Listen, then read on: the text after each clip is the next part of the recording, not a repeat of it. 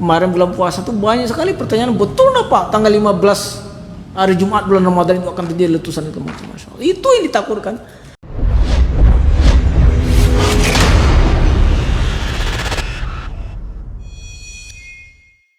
Warahmatullahi wabarakatuh. Alhamdulillahi rabbil alamin wal aqibatu lil muttaqin wa la udwana illa 'alal zalimin wa azka salawatillahi wa taslimatihi ala khairi khalqihi sayyidil anbiya'i wal mursalin wa ala alihi wa sahbihi wa man ittaba'a sunnatahu ila yaumiddin wa ba'd.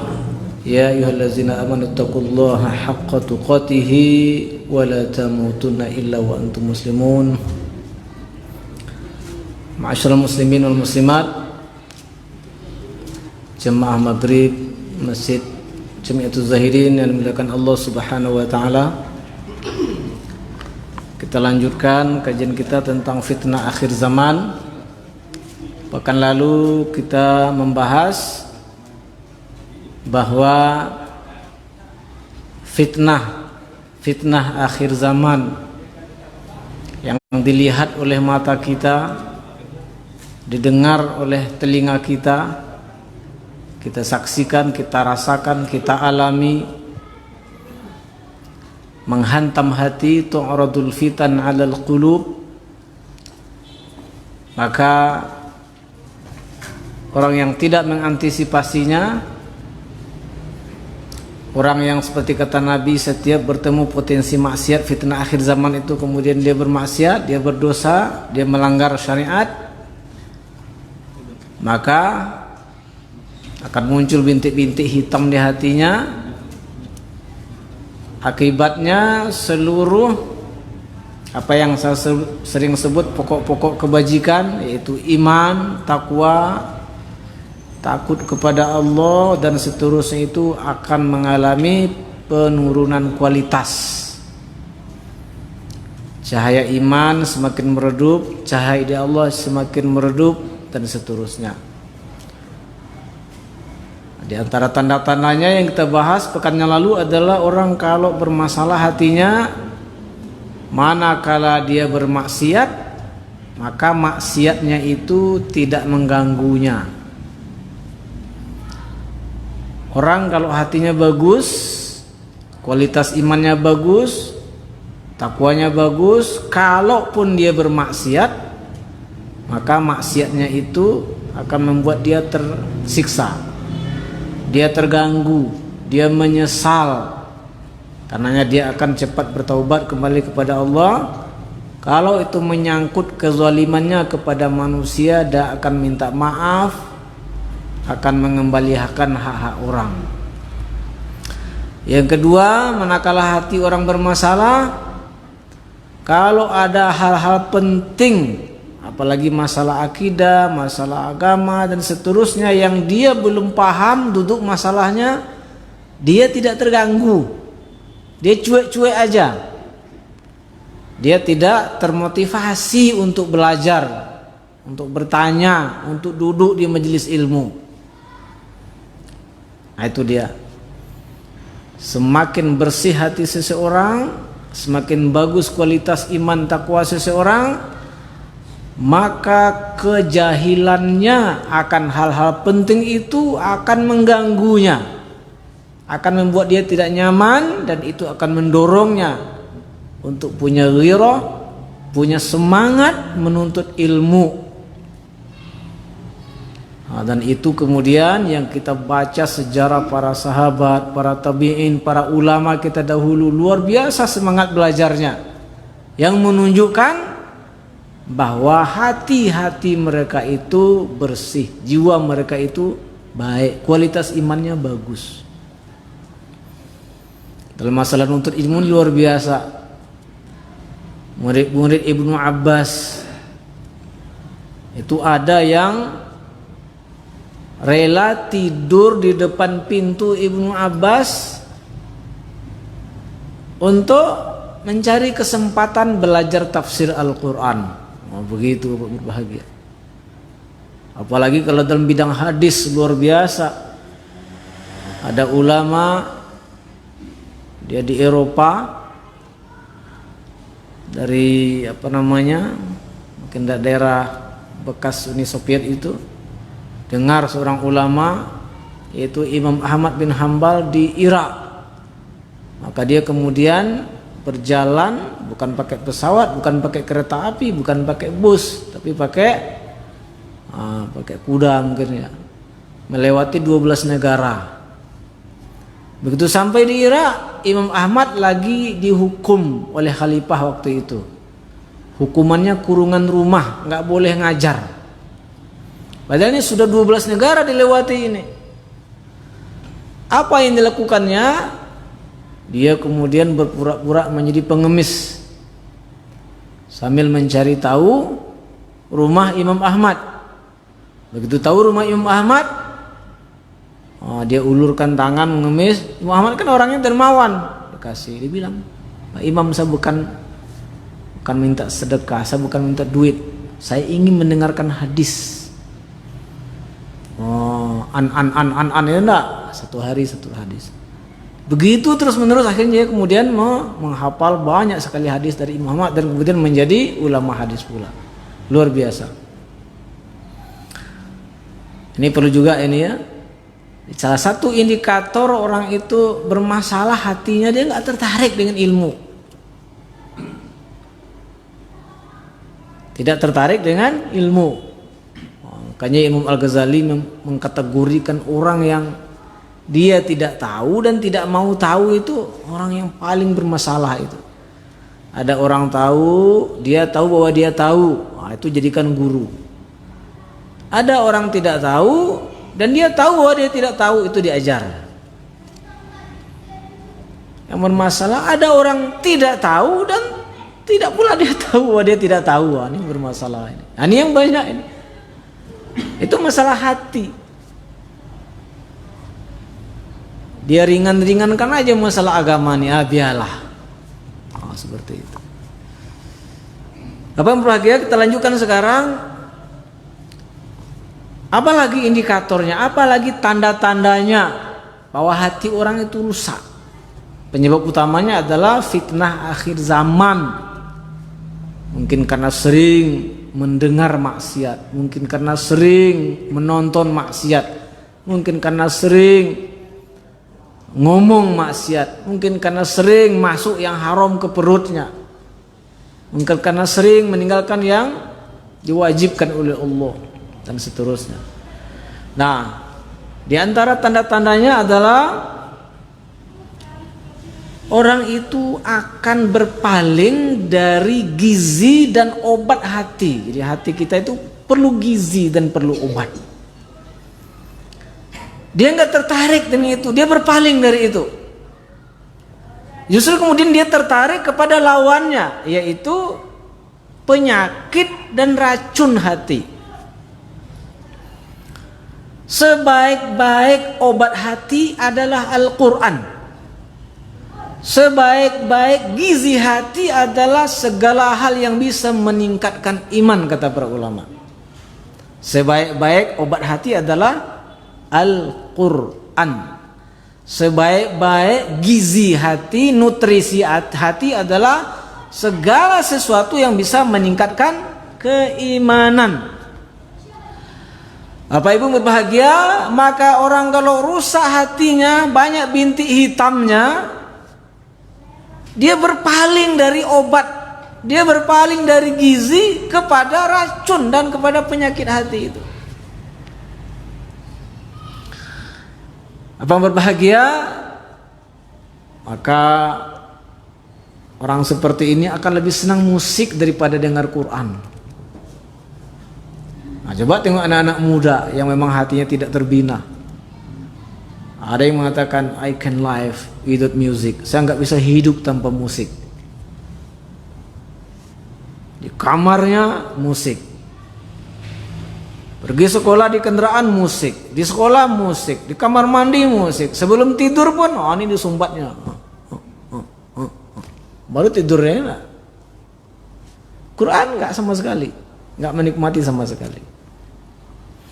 Apa yang berbahagia, dia senang kalau ada tukutang, senang kali itu. Masya Allah. Nah inilah korban-korban fitnah akhir zaman itu yang perlu kita khawatirkan. Mungkin anak kita, ponakan kita, cucu kita nggak tertarik dengan Quran. Ini aja. Saya tidak membahas fikihnya apa hukum musik itu. Silakan bertanya kepada orang yang pakar betul. Mana yang haram, mana yang tidak. Tapi saya membaca banyak sekali riwayat dari para salafus saleh, sahabat dan tabi'in. Yang banyak itu riwayat dari Ibnu Mas'ud. Beliau mengatakan itu yurisun nifaq. Orang terlalu asik dengan musik nyanyian itu mewariskan kemunafikan. Yurisun nifaq kata Ibnu Mas'ud. Mewariskan kemunafikan. Masya Allah, betul banyak itu. Siswa-siswa, mahasiswa, remaja-remaja kalau lagu itu hafal. Entah berapa file itu ya di otaknya itu.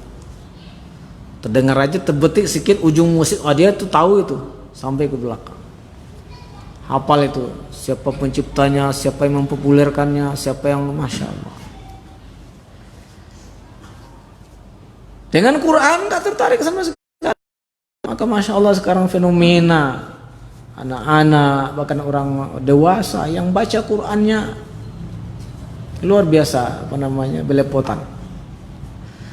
Padahal Allah mengatakan allazina atainahumul kitaba yatslunahu haqqa tilawatihi ulaika yu'minuna bih.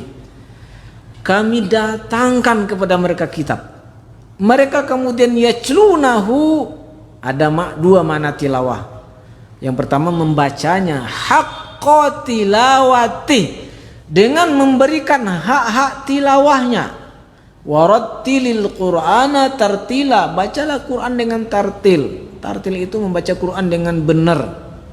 Dengan kitab itu. Jadi salah satu tanda orang beriman dengan kitab itu apa? Mereka mampu membaca Quran dengan memberikan hak-hak tilawahnya. Huruf-huruf itu punya hak. Haknya ha beda dengan kha, beda dengan ha. Haknya za beda dengan za, beda dengan zo.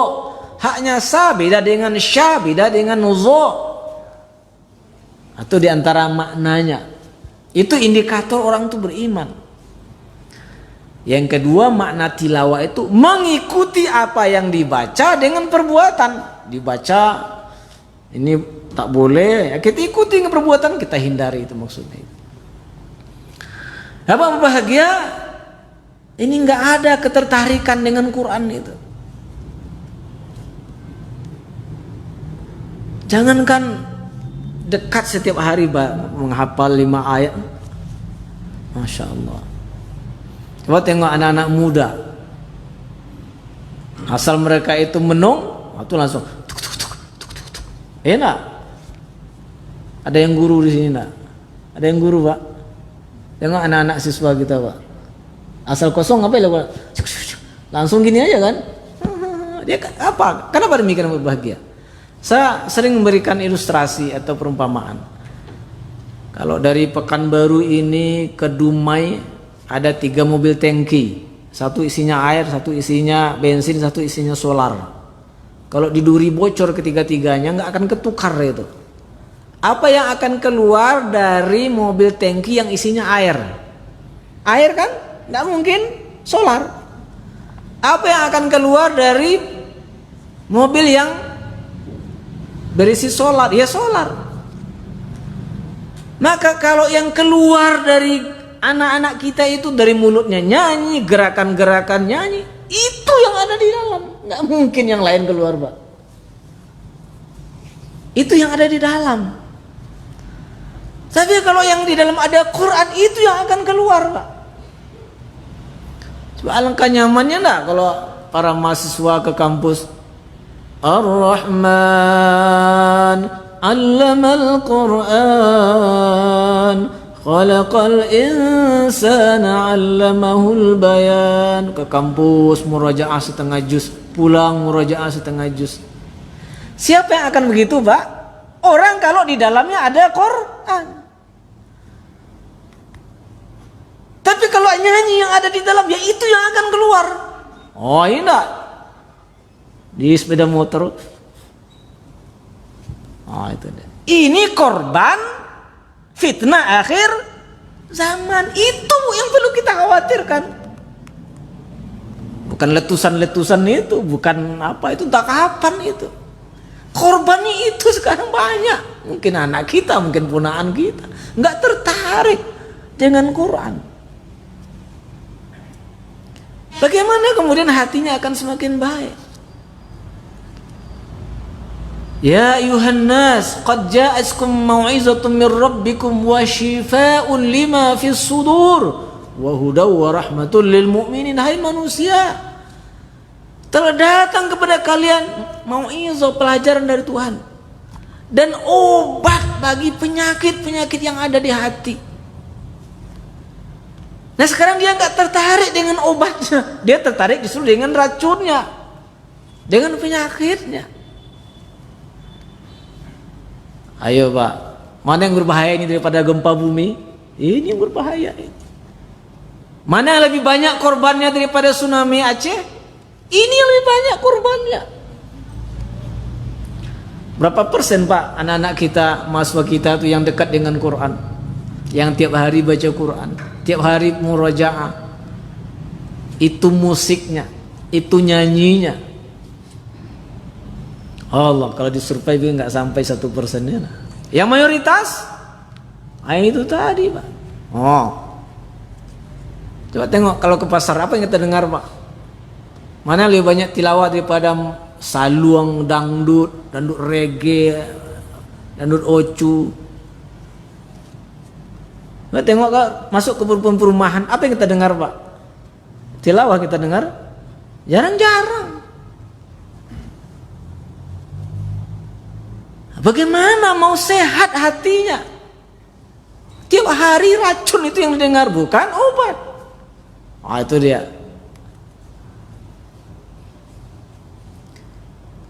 Sebaik-baik gizi hati adalah segala sesuatu yang bisa meningkatkan iman. Nah, di antaranya ini, majelis ilmu. Duduk di majelis-majelis ilmu. Banyak yang tertarik? Enggak banyak Pak. Cuek. Ini maaf ya, ini yang pulang-pulang mungkin sebagian karena ada yang pentingnya enggak, mungkin rapat, mungkin acara. Tapi yang lain mungkin di mana sekarang? Paling depan TV ya enggak, ngopi, ngobrol kosong. Padahal yang bahagia duduk di majelis ilmu yang di situ dibicarakan kitab Allah, sunnah Rasulullah, itu luar biasa, memberi gizi bagi hati. Maka karena Nabi sudah meninggal, para sahabat itu sangat rindu dengan majelis ilmu. Terkenal ungkapan dari Ibnu Mas'ud yang luar biasa, ta'al bina nu'min sa'ah. Ayo kita duduk lagi kembali untuk meningkatkan keimanan kita. Maka terkenal itu Ibnu Mas'ud itu dia punya majelis setiap subuh, ada majelis kajian setiap subuh. Nah berbahagia, jadi nggak tertarik. Coba tengok fenomena sekarang Pak. Ini karena musim corona ini, kalau nggak Masya Allah kafe-kafe menjamur. Jalan Arifin Ahmad itu mas kiri kanan penuh itu Pak. Gak peduli waktu sholat. Pasangan muda-mudi. Ya, kopi, wifi, oh iya enggak? Kopi. Dari sebelum maghrib entah jam berapa pulangnya itu. Kapan sholat maghribnya, kapan sholat isanya. Mana yang lebih ramai itu Pak daripada yang di masjid? Terutama kalangan anak-anak muda ini yang perlu kita cemaskan Bapak Ibu. Ini banyak yang perlu kita cemaskan. Masya Allah. Jadi sekarang betul-betul kita ingin merubah cara pandang umat ini terhadap fitnah akhir zaman. Jangan lagi mengkhawatirkan kiamat, meletusnya dunia ini. Jangan lagi mengkhawatirkan letusan besar itu entah kapan. Pasti terjadi, entah kapan.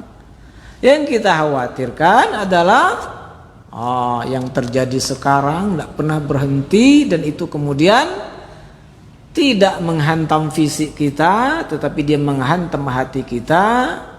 Padahal buruk baiknya kita tergantung dari kondisi hati kita. Apa yang berbahagia? Nah, tapi saya ingin mengulang-ulangi, sekarang ini adalah masa polarisasi. Memang banyak yang tidak tertarik dengan Quran, banyak yang tidak tertarik dengan majelis ilmu. Tapi akan ada sekelompok orang yang kemudian justru di musim fitnah akhir zaman dahsyat ini dia semakin dekat dengan Quran. Dia semakin cinta dengan ilmu pengetahuan, semakin senang dengan majelis ilmu. Sekarang Masya Allah tahsin banyak di mana-mana, tahfiz banyak di mana-mana, ya nak?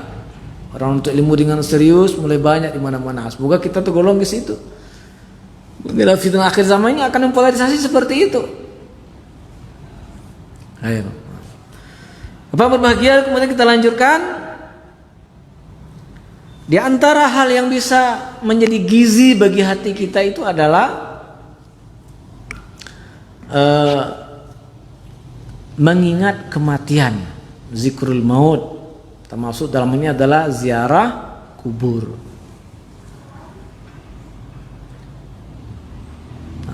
Cuman mengingat kematian yang benar itu adalah manakala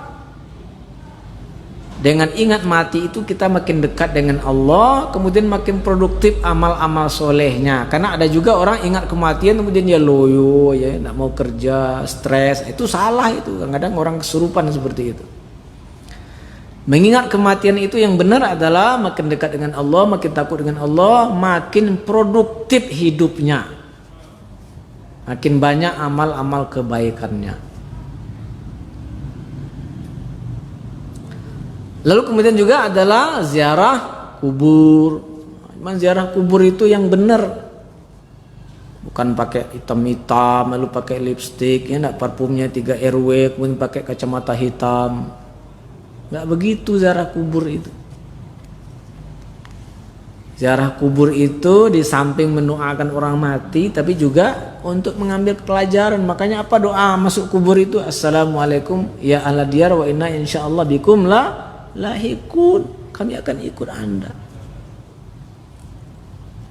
Nah, sekarang berbahagia di kita ziarah kuburnya hanya ketika sebelum Ramadan, ya.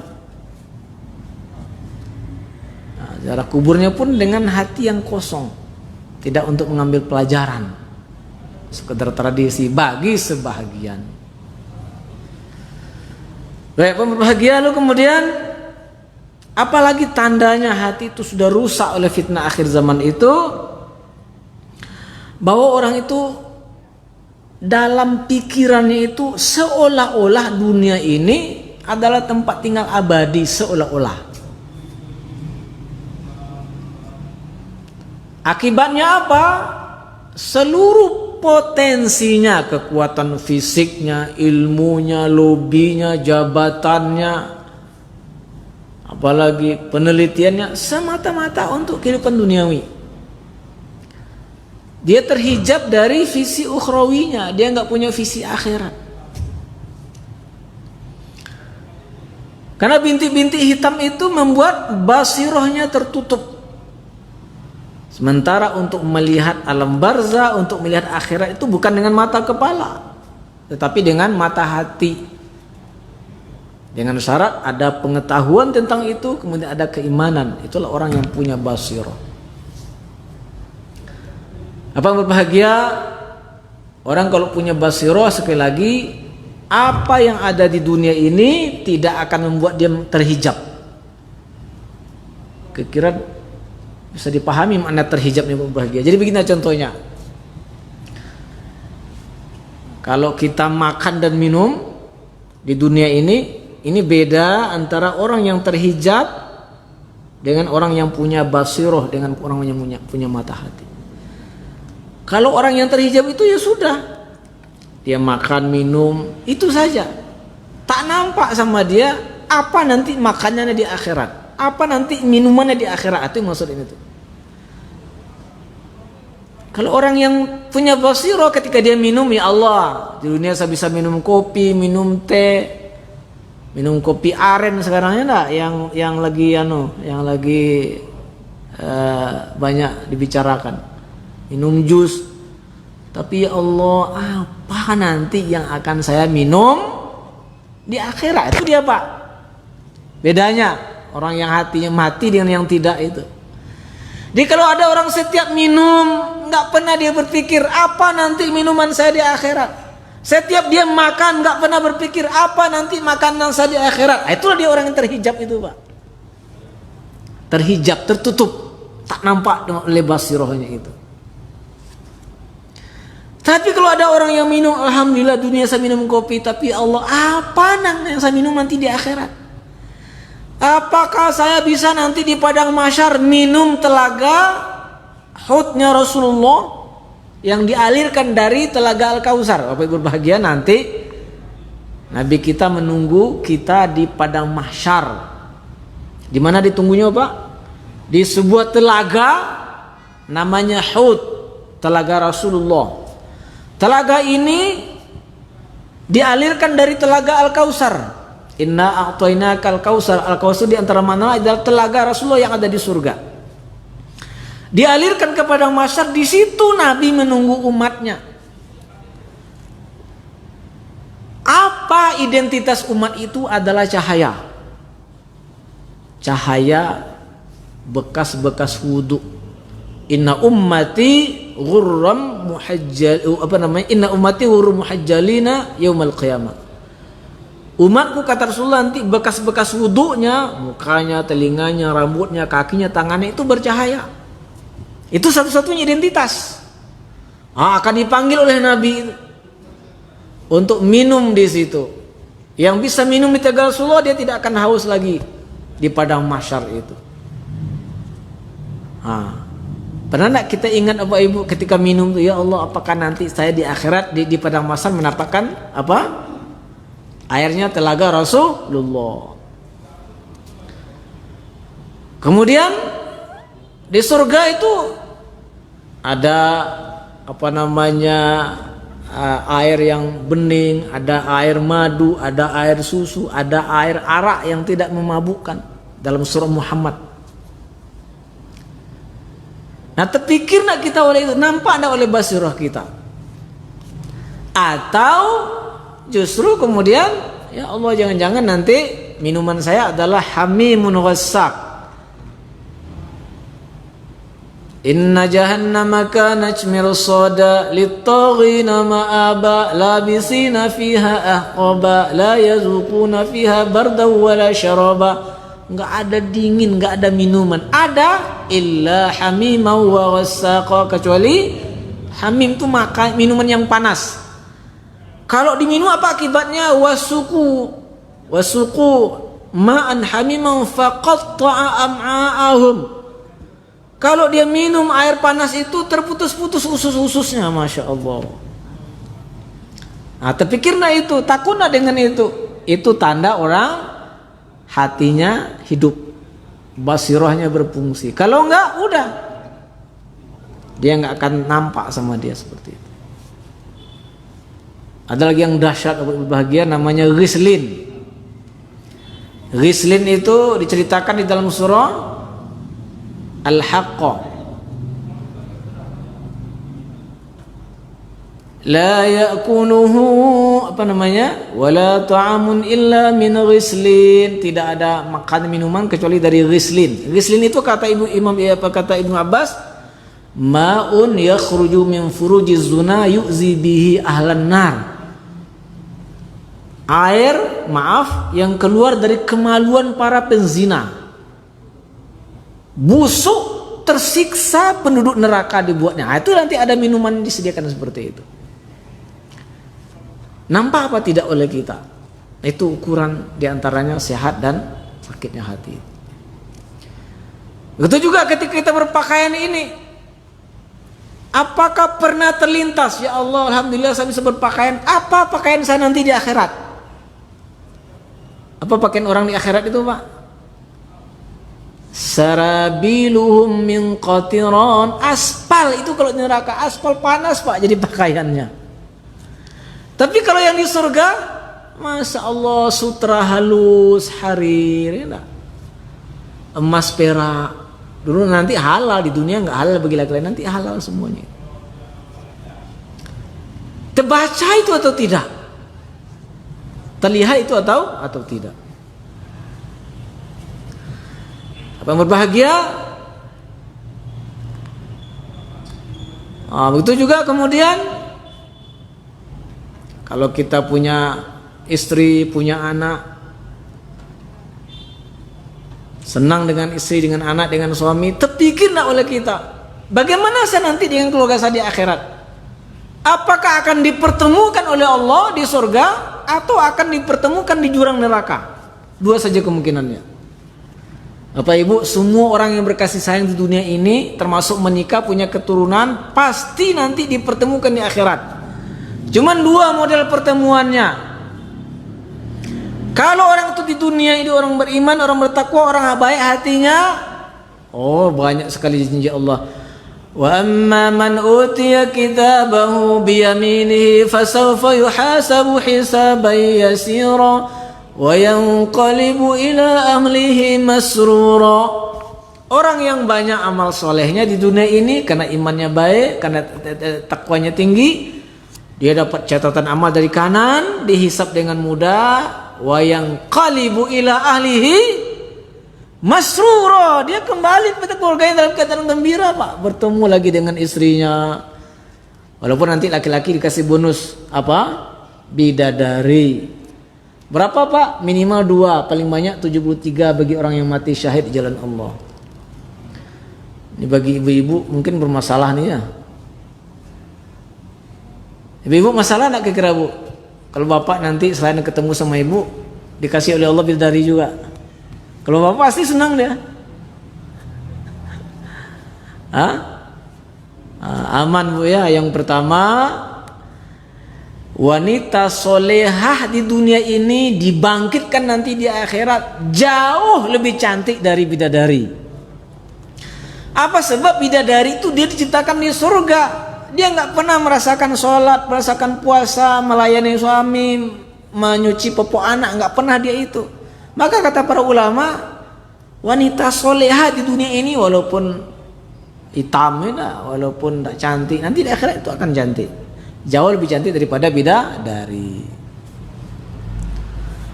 Yang kedua, cemburu nggak ada, Pak, di akhirat itu. Karena cemburu itu siksaan. Kalau cemburu tersiksa nggak, Bu? Halo, ibu pura-pura nggak dengar. Kalau cemburu tersiksa nggak? Iya, di akhirat itu nggak ada cemburu. Wa naza'na ma fi sudurihim min ghillin ikhwana. Dicabut cemburu itu, bersaudara aja lagi dia, Pak. Yang ketiga kata Nabi, suami-suami di akhirat itu Allah tingkatkan kemampuan melayani istrinya itu 100 kali daripada di dunia ini. Nah, makanya inna ashabal jannatil yawma fi syughulin fakihun hum wa azwajuhum fi zilalin 'alal araiki muttaqiun. Hafal kan? Penduduk surga waktu itu dia sibuk dengan kenikmatan surga, bukan lagi sibuk ndodo sawit, enggak ada lagi, Pak. Sibuk membungkus kerupuk jange itu enggak ada lagi itu. Sibuknya dengan kenikmatan surga. Di antara tafsirnya dijelaskan oleh para ulama, sibuk dia melayani istri-istrinya itu. Seperti itu. Masing-masing kamarnya bertingkat-tingkat. Bapak Ibu, ketika lihat istri, anak, terbayang itu enggak? Kalau terbayang itu hati orang itu hidup. Insya Allah dia akan setia dengan pasangannya bagaimanapun bentuk rupanya. Karena hanya sementara di dunia ini. Dia akan sabar dengan kekurangan pasangan hidupnya, dengan anak-anaknya. Insya Allah tidak akan selingkuh. Berapa lama lah ya, nak? Sabar, Pak. Orang-orang yang selingkuh itu orang buta, Pak. Basirohnya. Tidak nampak sama dia bagaimana di akhirat. Apa berbahagia orang kalau di dunia ini bermaksiat, banyak maksiatnya, nanti dipertemukan juga di akhirat. Di mana, Pak? Di pinggir neraka. Al-akhillau yawma izin ba'duhum li ba'din adu illal muttaqin. Orang yang di dunia berkasih sayang, termasuk konteksnya keluarga, termasuk konteksnya juga berkasih sayang dalam satu partai, berkasih sayang dalam satu organisasi. Ingat, kalau tidak atas dasar takwa, dipertemukan nanti di akhirat. Di mana? Di pinggir neraka. Untuk apa? Untuk berkelahi, Pak. Dipertemukan untuk berkelahi sebelum semuanya diseret ke neraka oleh Allah. Dipertemukan bapak dengan ibu, marah bapak. Ibu ini di dunia, ini tuntutnya rantai emas, sawit, rumah petak. Kata istrinya, kan papa yang tak mengenalkan kepada kita agama, ndak ngajak ke majelis ilmu dan segala macam. Dipertemukan bapak dengan anak, "Yong, kamu dulu mengapa ndak sholat?" Kata anaknya, "Papa, waktu sholat datang bapak mencatur aja lagi." Itu umpamanya, Pak, ya. Dia dipertemukan juga, tapi untuk berkelahi sebelum bisa ke neraka. Terbayang Bapak Ibu? Yang mana yang terbayang oleh kita? Jadi kalau ada orang melihat istrinya, melihat anaknya, ya Allah, di dunia alhamdulillah, cuma bagaimana? Apakah kami bertemu kembali nanti di akhirat? Itu dia, Pak. Ciri orang hatinya tidak terhijab. Tapi kalau orang, Masya Allah, hanya di dunia saja, itu orang yang terhijab, tak nampak sama basirohnya kondisi-kondisi akhirat itu. Betul juga mamanya apa, berbahagia punya kendaraan, nggak masalah punya kendaraan, Pak. Kalau Nabi hidup zaman sekarang, kata para ulama, maka Nabi itu punya mobil truk, punya mobil kijang, punya sedan. Apa mobil truknya, Pak? Unta. Apa mobil kijangnya? Kuda. Apa sedannya? Keledai. Nah, Nabi punya semua kan? Punya. Ini nggak masalah. Kalau ada orang punya mobil sekarang, ini bukan lagi hal yang mewah, kebutuhan hidup. Apa bedanya orang buta hatinya dengan orang yang tidak buta hatinya? Orang yang buta hatinya karena banyak maksiat, bintik hitamnya, dia terhijab. Itu aja yang nampak sama dia. Tak bisa dia melewati. Ya Allah, bagaimana kendaraan saya nanti ketika meniti Siratal Mustaqim? Butuh kendaraan, Pak. Wa im minkum illa wariduha. Setiap Anda pasti melewati, kata para ahli tafsir, melewati as-sirat al-mustaqim. Kana zalika inda rabbika hajman maqdiyya. Itu pasti di sisi Allah Subhanahu wa taala. Ada orang yang kendaraannya seperti kilat, ada yang macam. Ya Pak, ketika ngelap mobil pertunernya itu, terbayang enggak, Pak? Oh, ini alhamdulillah punya pertuner. Enggak masalah, punya Arpak enggak masalah. Satu, kalau memang mampu belinya. Yang kedua, kalau memang dibutuhkan, bukan untuk bangga-bangga. Tapi kalau beli mobil untuk nyakitin orang sekampung biar kita makin kaya, itu berdosa, Pak, ya. Sekali lagi, terbaca nak, terlihat nak oleh kita bagaimana kebutuhan kita akan kendaraan di akhirat. Kapan, Pak? Ketika meniti Sirat al-Mustaqim. Apa yang berbahagia, alhamdulillah punya rumah. Apa bedanya orang punya rumah tapi hatinya buta dengan orang punya rumah tapi hatinya tidak buta? Bahagia orang kalau dia orang beriman, bertakwa, nanti di akhirat dia punya rumah. Rumah itu juga bertingkat-tingkat. Ghurafun 'alaiha ghuraf, kamar-kamar, di atasnya ada kamar-kamar. Salah satu doa Siti Asiyah, ya istri Fir'aun, Rabbi bnili indaka baitan fil jannah. Ya Allah, bangunkan bagi saya rumah di surga. Orang kalau dia paham ini, maka rumahnya di dunia ini tidak akan membuat dia menghalangi dia untuk ke masjid. Ada orang punya rumah, itu aja, Pak, kopek dindingnya sedikit, stres dia. Ada model keramik baru, dia pula stres. Nggak mau ketinggalan sih model-modelnya. Jendelanya masih bagus, model Spanyol baru. Plafon masih bagus, itu aja pikiran berputar-putar ya enggak? Sementara rumah Allah enggak peduli dia. Oh nyaman di rumahnya enggak, ke masjid enggak. Itu dia cirinya itu Pak. Itu orang buta itu Pak. Orang yang terhijab. Tapi kalau orang yang basirahnya, dia mungkin ya silakanlah punya rumah luas. Kata Syekh Qaradawi, idealnya minimal rumah kita itu 7 kamarnya. Idealnya. Dari mana itu beliau menyimpulkan? Satu, Nabi mengatakan, inni mukasirum bikumul umam. Saya bangga dengan umat yang banyak. Maka harus banyak anaknya, maunya enggak? Oh 10 anak yang umpamanya, 5 laki 5 perempuan. Dalam Islam anak kalau sudah umur 10 tahun tidak boleh tidur bareng Pak, bahaya. Afarriquhum fil madaji, pisahkan dia dengan tidurnya. Berapa kamarnya itu Bu? Hah? Anaknya 10, 5 laki 5 perempuan. Ada berapa kamarnya itu? Kamar ibu bapak 1, kamar anak 5, ya enggak? 7. Dalam Islam kalau ada tamu 3 hari dia harus nyaman di rumah kita tanpa mengganggu aurat keluarga kita. Itu idealnya Pak ya. 3 hari dia nyaman di rumah kita, makan, minum, mandi tanpa mengganggu privasi kita. Kamar tamu 1 Pak, idealnya Pak ya. Apa lo punya Pak? Alhamdulillah ya. Berarti berapa? Minimal 7 kata beliau. Kamar suami istri 1, kamar anak 5, kamar tamu 1. Ada lagi 1, sunnah juga sebenarnya, punya pembantu. Punya pembantu tuh sunnah itu Pak. Tapi bukan untuk menzalimi orang, enggak. Pembantu itu diajar sholat, diajar segala macam. 8. Enggak masalah. Jadi kalau ada orang rumahnya tinggi besar yang punya hubud dunia, enggak boleh begitu.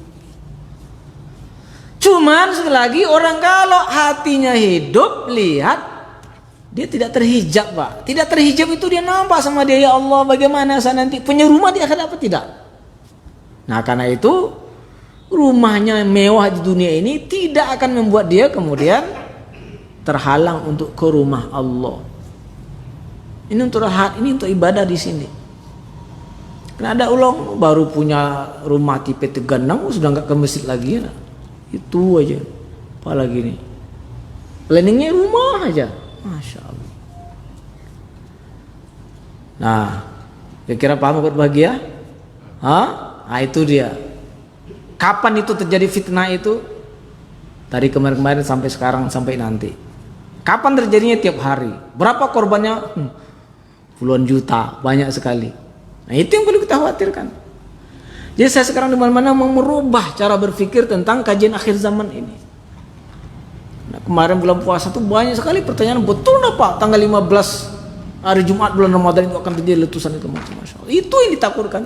Itu kan fisik itu kan. Itu ke fisik, nggak masalah fisik itu.